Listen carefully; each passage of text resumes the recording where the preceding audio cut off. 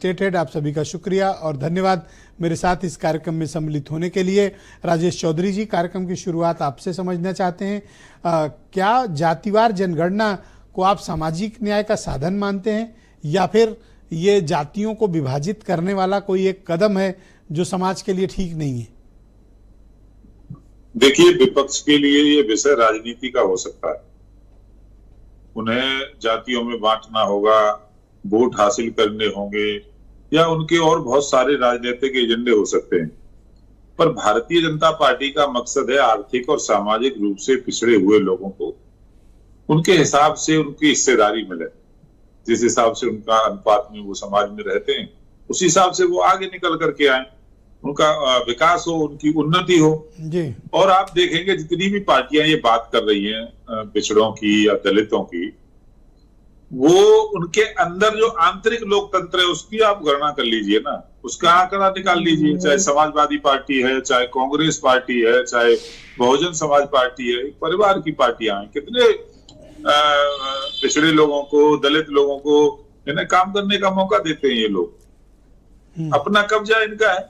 और भारतीय जनता पार्टी की यदि आप तुलना करेंगे, देखेंगे तो एक बहुत बड़ी श्रृंखला हमारी दलित वर्ग के लोग होंगे, हमारे नेता, विपक्ष के लोग होंगे। मैं नाम गिनाना चाहूं तो देखो, शिवराज सिंह चौहान जी कितने लंबे समय तक वहां के मध्य प्रदेश के मुख्यमंत्री रहे। वर्तमान में मोहन यादव वहां के मुख्यमंत्री हैं। धर्मेंद्र प्रधान जी शिक्षा मंत्री हैं। केशव मौर्य जी डिप्टी सीएम है। स्वतंत्र देव जी जल शक्ति मंत्री है। सब मैं बहुत सारे नाम गिना सकता हूँ। एक पूरी श्रृंखला है नेताओं की हमारे पर पास। मैं ऐसा महसूस कर रहा हूँ, और 24 घंटे से अधिक, 48 घंटे से अधिक हो गया, आपकी पार्टी इसको सेलिब्रेट नहीं कर पा रही है। ऐसा लगता है कि गले में कुछ फंस गया है। नहीं, आप सेलिब्रेट कैसे करके? सड़क पे आकर के कोई भांगड़ा थोड़े ना करना है। अरे आप तो सड़क के लिए जाने जाते हो। उस निर्णय पे हम कायम है, उसका क्रियान्वयन होगा।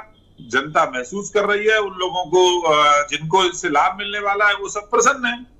अच्छा सुनिए, मैं सीधे सीधे पूछ लेता हूँ। अच्छा, मैं घुमाने फिराने के बजाय मैं सीधे सीधे पूछ लेता हूँ।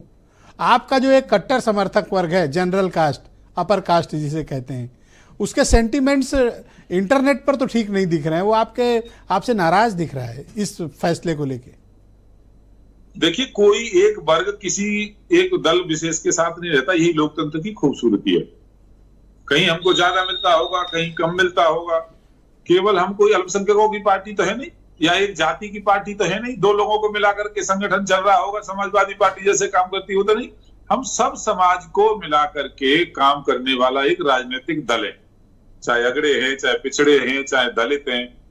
100% तो कोई मिलता नहीं। अच्छा, फिर सीधे सीधे पूछ लेता हूँ, घुमाने फिराने का कोई फायदा नहीं। चाहता हूँ कि जो हमारे अच्छा सुनिए ना, उनके अधिकारों पे कोई, अच्छा घुमाने फिराने का बजाय मैं सीधे पूछ लेता हूँ, बात ही खत्म हो, ताकि डायरेक्ट सवाल हो जाए।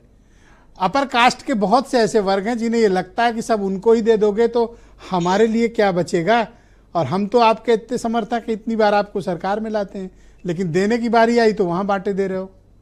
देखिए, 60 साल तक कांग्रेस ने इस देश पर शासन किया। गरीबी हटाओ का नारा दिया, भुखमरी मिटाओ का नारा दिया, 20 सूत्रीय कार्यक्रम लेकर क्या किया? कुछ नहीं। यदि हम सवर्णों की बात करें तो मोदी जी की सरकार ने 10% आरक्षण दिया है। किसी की हिम्मत नहीं हुई। ये श्रेय भी हम ही को जाता है। सवर्ण जो हमारे गरीब भाई हैं, उनकी बहुत पुरानी मांग थी उनको रिजर्वेशन देने की, वो भी हमने करके दिखाया है। ये कोई नहीं कर पाया। किया हो तो बताइए। समाजवादी पार्टी, बहुजन समाज पार्टी 2004 से लेकर के 2014 तक आराम से सत्ता में थे। अच्छा, एक बात और सीधे सीधे पूछ लेते हैं। अपने केस भ्रष्टाचार के निपटा रहे थे। आय से अधिक संपत्ति के केस सेटल करने में लगे रहे। इनको जब पिछड़ों की याद नहीं आई। अच्छा, एक सीधे सीधे पूछ लूं, वो समाप्त कराने थे कांग्रेस से। घुमाने फिराने का सवाल ही नहीं, एक सीधे सीधे और सवाल कर लेता हूँ। 50% की आरक्षण की का एक कैप है। बीजेपी चाहती है कि यह कैप तोड़कर आरक्षण की सीमा बढ़ा दी जाए। पहले काउंटिंग होने दीजिए, उसके बाद सबका आंकड़ा सर ये क्या बात हुई? और मैं तो सोचा कि जैसे वेलकम कर रहे थे आप मेरा सब। आज मोदी जी की सरकार कर रही है, उससे भी बढ़िया काम करने वाले हैं। आप निश्चिंत रहिए। Thank you sir, thank you, शुक्रिया।